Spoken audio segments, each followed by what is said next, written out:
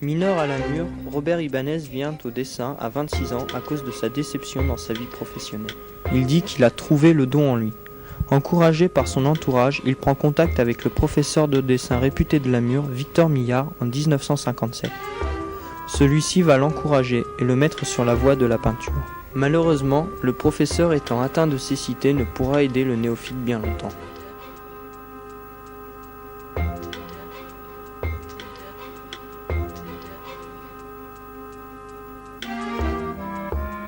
Robert Ibanez prendra donc des cours par correspondance pendant 2 ans qu'il se payera en vendant ses tableaux.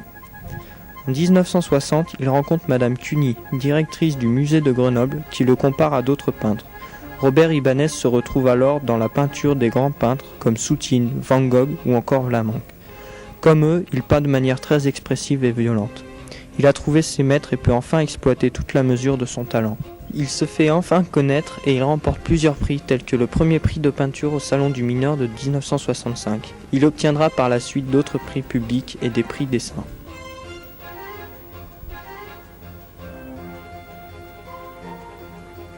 Mais Robert Ibanez n'est pas seulement peintre. Il touche également à la sculpture en terre cuite, sur bois ou sur fer pour la plus grande partie de ses œuvres dans ce domaine, qu'il apprendra d'ailleurs en observant les ouvriers de la mine. Dans ses œuvres, il est témoin de son temps. En effet, il sculptera les Dalton ou encore Clint Eastwood. Il reproduira également quelques trésors de la région muroise, tels que la montagne de l'Aubiou. Mais, comme en peinture, le plus gros de son œuvre concerne la mine, qu'il a pourtant délaissée dans la plus basse fonction, balayeur. Il reproduira donc le puits de la mine dans des proportions incroyables, 1,60 m de haut pour 4,50 m de long. Robert Ibanez se laisse guider, dans sa sculpture, par les idées que lui donne la matière première qu'il trouve. Car en effet, il ne sculpte qu'à partir de matériaux de récupération. Ainsi, l'admiration que l'on voue à ses œuvres en les regardant vivre n'en est que plus grande. Le nom d'artiste, il ne se le donne pas, pourtant c'est à vous de juger. Robert Ibanez, qu'avez-vous commencé à peindre ? J'ai commencé à peindre les paysages, parce que dans un paysage on apprend beaucoup, la perspective, le mouvement du ciel, les couleurs. Et puis, à mesure que le temps passe, on apprend. Que préférez-vous comme paysage ? Ce que je préfère, en principe, je préfère les entrées de village, mais les anciens, les vieilles maisons, les ruines, les maisons abandonnées, les arbres déchirés, tout ce qui est un petit peu dramatique. Donc ça correspond à mon tempérament. Que faut-il pour que vous soyez inspiré ? Là, en principe, les orages, lorsque le temps est chaud et lourd. Alors là, je suis comme défoncé. L'inspiration me prend, je suis obligé de partir en nature, et puis voilà, je fonce. J'aime les paysans, j'aime les champs, les moissons, les fenaisons, enfin tout quoi.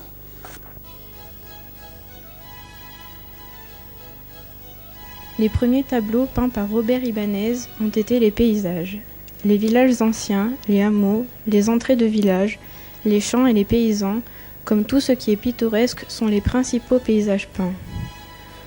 Pour trouver l'inspiration, Robert Ibanez cherche le vent, l'orage, en bref le mouvement.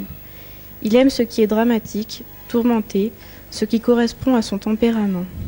Parmi les œuvres exposées, une vue sur les Thénaux à Namur, un petit paysage de Laffré, la pierre percée, une des 7 merveilles du Dauphiné, les plantations, un coucher de soleil sur Ponsonnaz, la corvée du bois, l'Aubiau vue du Péchaud, se silhouettant en mauve dans la lumière d'une matinée d'été.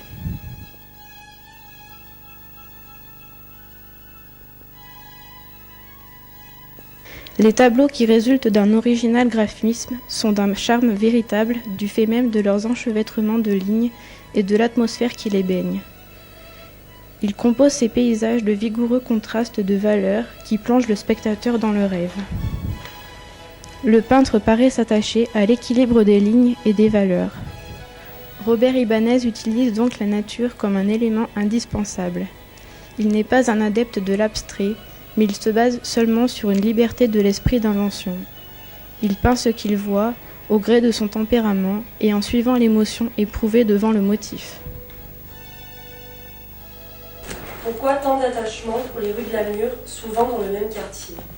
Ben, ça se comprend très bien, parce que je suis déjà un Mathésin, donc les rues de la Mure, je les connais. Mes 18 ans, mes 20 ans sont passés à la Mure, dans les rues surtout. L'une, les principales, c'est Le Breuil, une rue où tout le monde se rencontrait. Puis aussi la maison de M. Miard, mon professeur, donc je passais tous les jours. Rue Colonel Escalon, c'était mon docteur. Les Halles,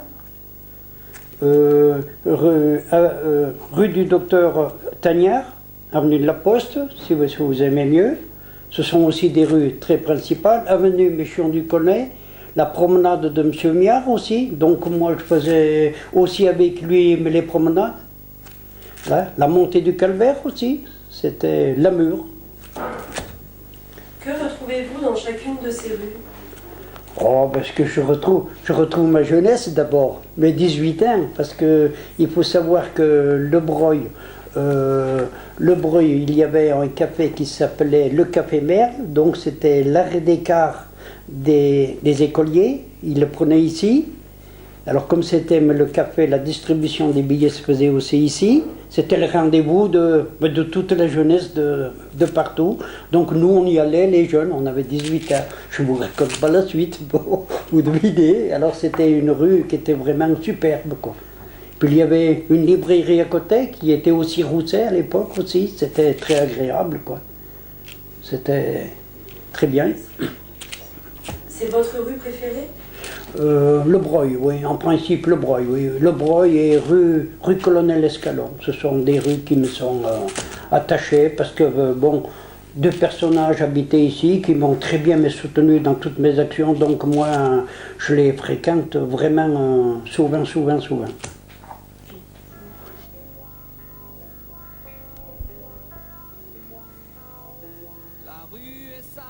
Inspiré par la technique du peintre flamand Vlaminck, Robert Ibanez nous peint les rues de la Mure en hiver, sous la tourmente, avec des couleurs chaudes, violentes, disposées sous un fond de gouache et parfois même complétées d'un trait de plume. Tout comme Vlaminck, Ibanez cherche à exprimer les émotions secrètes et tumultueuses que suscitent en lui toutes ces rues. La plupart de celles-ci sont peintes en hiver car pour lui, c'est à cette saison de l'année qu'elles sont le plus intéressantes à peindre. C'est avec la rue du Château qu'Ibanez se rapproche le plus de la technique du pas de Vlaminck. Les couleurs y sont agressives et tourmentées comme le sujet des peints.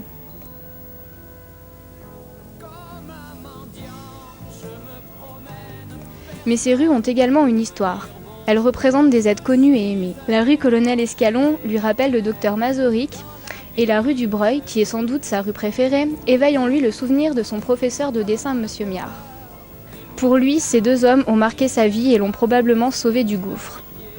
La rue du Breuil représente également une rue vivante par la diversité de ses cafés dans lesquels on se retrouvait pour discuter. Que représente Van Gogh pour vous? Van Gogh, pour moi, c'est un coup de foudre que j'ai eu. Le jour où je l'ai découvert, j'ai compris mais tout de suite qu'il y avait quelque chose de très commun entre lui et moi. À part que lui, il avait une vie différente de la mienne. Lui, il dépendait de son frère, alors que moi, il fallait que je me débrouille tout seul. Mais avec lui, j'ai pu connaître la technique, les couleurs et puis la fougue de peindre. Donc, il ne fallait pas avoir peur, il fallait aller de l'avant. Et je me reconnais très bien en lui, nous nous rapprochons beaucoup. Vous avez reproduit beaucoup de tableaux de Van Gogh? Beaucoup, disons pas trop, mais quand même assez, quoi. Une toile célèbre surtout, mais les mangeurs de pommes de terre, et puis pas mal d'autres. J'ai appris à peindre comme lui, quoi. Je m'y retrouve, quoi. On dit de vous que vous êtes le Van Gogh de la Mathésie. On dit même, il faut que j'aille me faire soigner. Et même, on m'a eu dit qu'on allait bientôt me mettre la camisole. Puis je vous dirais même mieux, on m'a même dit que j'étais un fou. Alors ma foi, j'y prends en rigolant, quoi.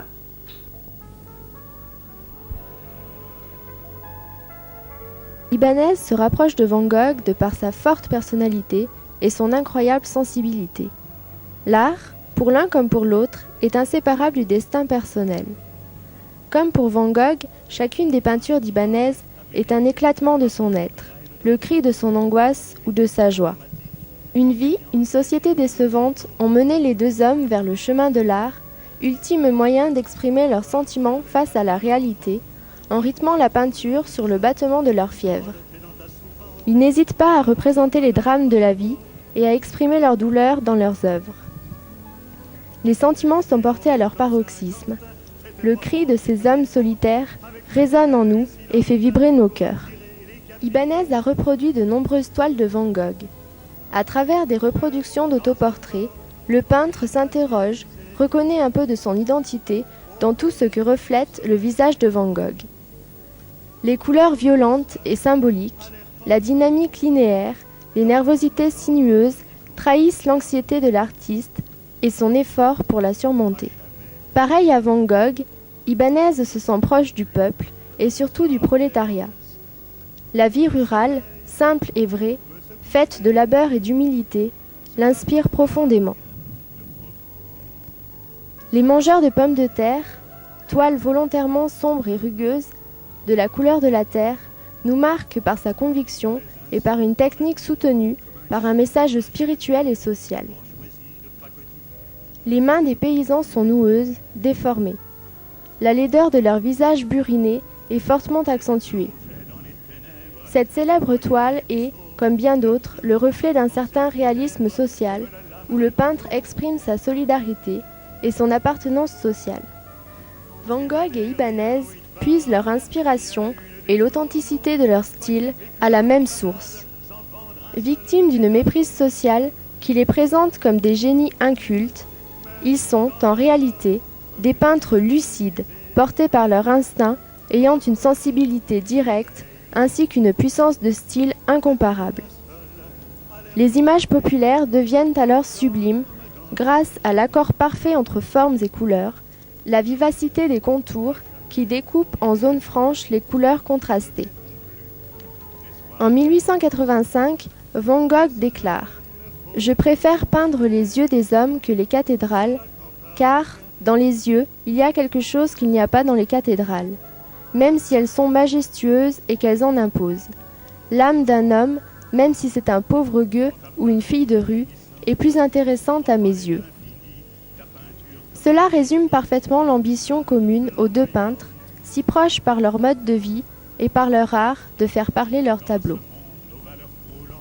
Quel rôle la mine a-t-elle joué dans votre rencontre avec la peinture ? Je pourrais dire que sans la mine, je n'aurais pas connu la peinture, parce que la mine ne m'a pas avantagé dès mon début. Et alors donc, je me suis trouvé en déception, déçu, parce que j'ai été un ouvrier mais déclassé. Donc il m'a fallu trouver une solution. La solution, je l'ai trouvée, c'était le don de faire de la peinture. Donc j'avais à peu près mes 26 ans, j'ai commencé à faire de la peinture. Puis comme je n'avais pas les moyens de faire toujours de la peinture, faute de moyens, j'ai découvert dans la ferraille que je me transportais des bouts de fer qui étaient vivants, on aurait dit qu'ils bougeaient, c'était des personnages, donc je me suis mis à la sculpture. Voilà, et puis maintenant, je continue, quoi. Est-ce que la mine vous inspire ? Elle m'inspirait, mais que des choses contradictoires. C'était un lien de souffrance où je gagnais ma vie. Mais en même temps, je m'en suis imprégné d'elle et j'en ai fait mon gagne-pain, mon art. La mine aujourd'hui est fermée. Est-ce qu'il est resté un témoignage sur elle grâce à vos œuvres, peinture et sculpture ? C'est-à-dire que je voudrais bien que tout le travail que j'ai fait reste en témoin. Seulement, il n'y a pas que moi, je crois en témoin, il y en a un avant moi, c'est M. Louis Maubéret, dont maintenant il n'y est plus. Alors moi, je continue. Je voudrais que tout mon travail soit vu, soit débattu, soit en sculpture, soit en peinture, même caricature, tout ce qu'on veut. Je voudrais que mes choses restent, quoi. Que l'on puisse en discuter. C'est à voir, quoi. Comment réagissez-vous à la fermeture de la mine? Là, je vous dirais que j'en suis pas surpris, parce que, bon, à partir de 63, nous avons fait une grève qui a assez duré 2 mois et demi, 3 mois. Nous, les ouvriers du jour, on était toujours les blasés, je dirais. Nous étions jamais gagnants, et il fallait faire les grèves.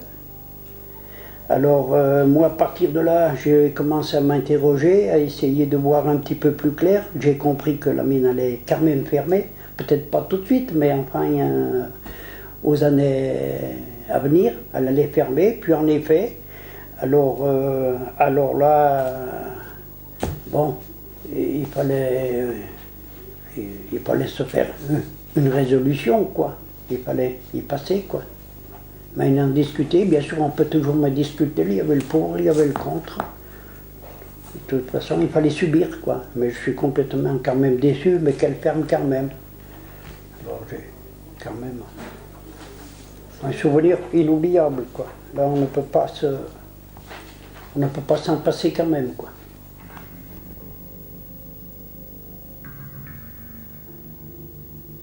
La mine est un des thèmes les plus abordés dans les œuvres de Robert Ibanez, sans doute parce qu'il y retrouve son adolescence. Descendu à la mine dès son plus jeune âge, il travaille au fond durant quelques années. À la suite de cela, la maladie l'obligea à remonter et il vécut cela comme une pure injustice. La motivation et l'envie de faire de sa vie quelque chose de plus passionnant que de balayer toute la journée l'entraîne alors dans la sculpture, récupérant des chutes de fer et de bois pour pouvoir créer. Cette période de sa vie l'a particulièrement marqué et cet élan de colère se retrouve souvent dans ses œuvres. La route noire nous montre le trajet que notre mineur-balayeur prenait tous les jours pour aller travailler au puits du Villaret. Cette route était réputée pour être celle prise par les camions de la houillère pour alimenter la centrale des Moutières. Cette œuvre permet de faire aussi le lien entre la vie de la Matésine à cette époque et celle du peintre. L'atmosphère noire que fait ressentir cette toile peut donc être interprétée de 2 façons. La première concernant la poussière noire que provoquait ce transport de charbon, et la seconde, plus personnelle, le noir dans lequel se trouvait Robert Ibanez, forcé à s'user à un travail qui ne le puisait guère. À s'user lui en tant qu'homme et à user aussi ses chaussures lors des trajets fréquents et pendant un travail fatigant. Voilà un second thème familier aussi aux œuvres de Robert Ibanez, car pour lui, ces chaussures représentent sa vie. Elles symbolisent le pénible travail auquel il était affronté jour après jour pour pouvoir vivre et faire vivre. Ces chaussures rappellent donc les conditions de travail des mineurs qui s'épuisaient pour une bouchée de pain, contrairement aux risques énormes qu'ils encouraient journalièrement. Les coups de grisou, les éboulements faisaient alors partie du quotidien de ces mineurs, ce qui malheureusement les amenait quelquefois à des catastrophes. D'après les œuvres de Robert Ibanez, nous pouvons voir la progression des événements qui ont conduit à la fermeture définitive de la mine le 28 mars 1997. Malgré quelques lueurs d'espoir que l'on peut apercevoir avec la flamme peinte sur différents tableaux, Robert Ibanez a été extrêmement marqué, encore une fois, par cette décision et critique ouvertement les diverses personnes qui y ont contribué, notamment les présidents de la République, des plus anciens à l'actuel. Au fur et à mesure, la flamme s'éteint, les gens s'inquiètent, l'avenir est incertain. Le cri de la révolte nous vient avec cet enfant qui crie de ne pas casser ses jouets. Cet enfant représente l'avenir. Il pleure en voyant qu'il n'a plus ses jouets, ses outils de travail. On y retrouve encore les chaussures. Mais l'enfant est nu-pied, il n'a plus rien. Derrière, on voit le robot qui va prendre sa place. mais il faut aussi se souvenir que dans les années 50, le travail se faisait à bras. On avait le droit de fumer à la mine de la Mure. Mais déjà, les souvenirs s'effacent. La galerie de Prunières a été bouchée et c'est la chute, même si une main tente de protéger le travail, le puits, qu'il faut garder pour le patrimoine pour ne pas oublier. Contrairement à ce qui a été fait avec le puits Sainte-Marie, bâti en 1905 à la mode d'Aveillon, l'un des plus beaux d'Europe, détruit en 1956. Dans cette autre rétrospective, on y voit les 3 puits, le Rioux, le Villaret et la Motte, les symboles de la mine. On y voit aussi le cheval, le brave bijou, qui aidait les hommes dans leur dur travail, et les grilleuses, les femmes qui triaient le charbon. On y retrouve l'enfant qui pleure, car tout ceci est terminé. Une des étapes importantes aboutissant à la fin de la mine fut les 2 derniers voituriers qui livraient le charbon à domicile jusqu'au milieu des années 80. Des hommes et des chevaux remplis de courage, car ils livraient le jour et travaillaient la nuit. Mais malheureusement, la fin est inévitable et conduit les jeunes à se poser des questions, car ces 2 gamins nous représentent, nous, la nouvelle génération. Alors que la mort vient de remporter une bataille, quelle perspective d'avenir avons-nous ? La Toussaint est une œuvre représentant cette fin où on enterre les vêtements et la lampe du mineur. Beaucoup de gens viennent, car la mine a fait vivre tout le monde. On apporte des fleurs, des mains étrangères se joignent au cortège. C'est la dernière Toussaint, elle n'est pas comme les autres. Comme la dernière Sainte-Barbe, la fête du mineur. Nouvelle rétrospective dans ce tableau où l'on voit un siècle écoulé sur la Matésine, de Maubéret à la fermeture. Tout cela nous amène à voir un horizon 2000 douteux, car c'est la fin. On tente de retenir les bâtiments, on s'exprime au passé. C'était notre travail, notre fierté, notre vie. Tout s'en va en fumée, comme le montre la sculpture du buste d'Ibanez, où on y retrouve une main, essentielle pour construire, la lampe et la plaque du mineur. Cette sculpture peut recueillir des cendres.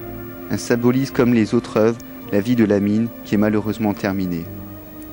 Mais ces œuvres permettent à l'épopée minière de perdurer dans toutes les mémoires. Votre temps ne vous a jamais laissé indifférent. En quoi l'actualité vous interpelle-t-elle ? Je suis pessimiste un petit peu, je l'ai toujours été. Tout va de travers, on cherche toujours à dominer, mais sans cesse.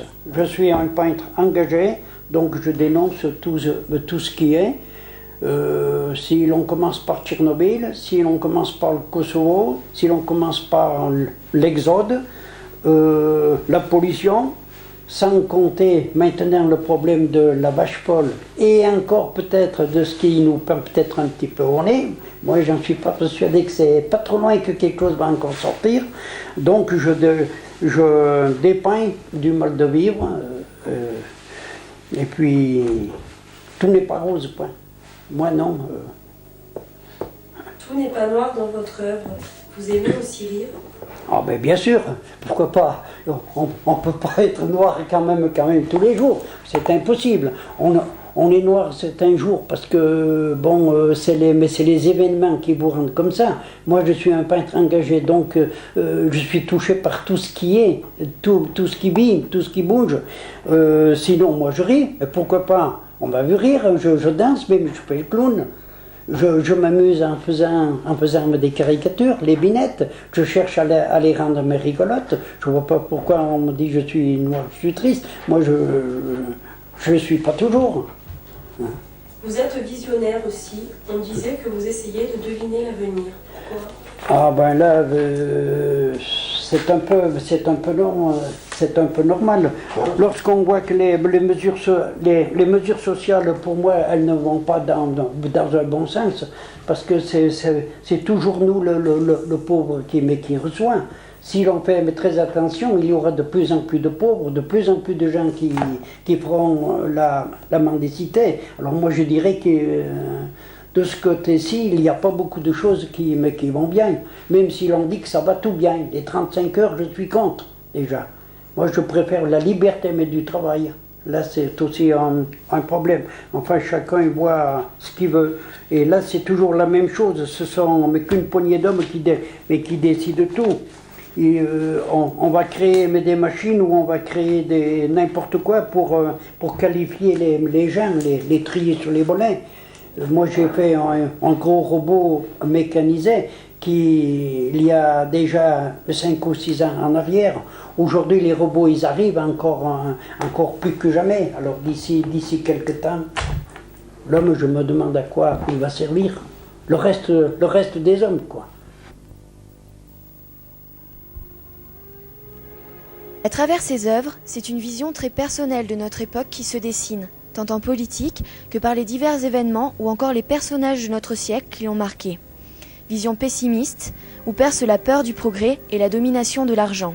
Même s'il n'est pas toujours admis, il veut montrer ce qu'il ressent.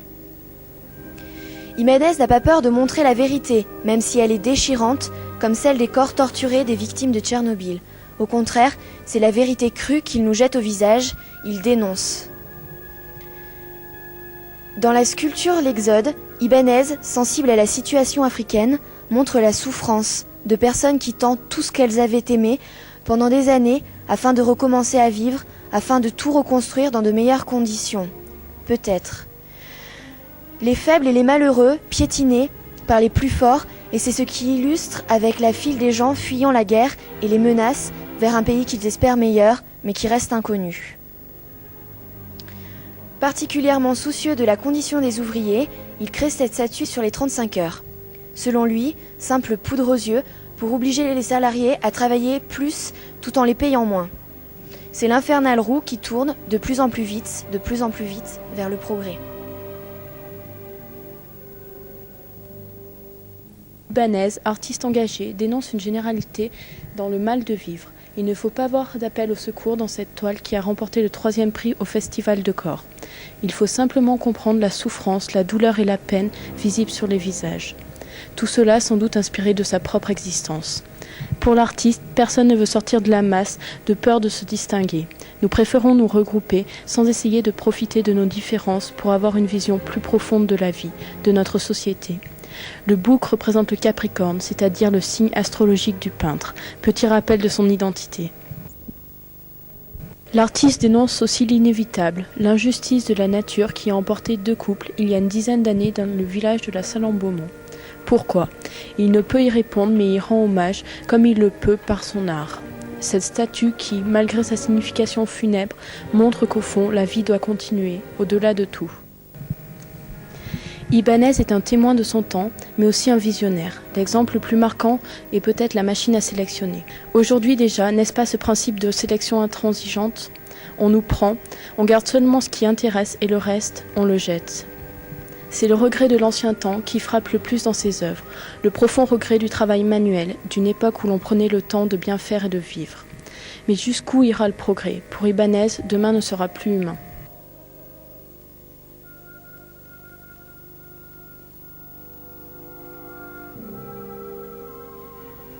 En voyageant à travers l'œuvre de Robert Ibáñez, nous avons parcouru une page de l'histoire du plateau mathésin et nous avons exploré sa géographie. Terre de beauté et terre de souffrance, le plateau mathésin a été pendant un siècle un haut lieu de lutte contre la nature et entre les hommes. Ce plateau, couleur de neige et couleur de charbon, a brassé des hommes d'origine très diverses pour forger une population solidaire et combative. Dans ce siècle anthracite, comme dirait Louis Maubray, Robert Ibáñez, fils d'émigrés espagnols, a été sans doute celui qui a le plus aimé et le mieux exprimé cette contrée.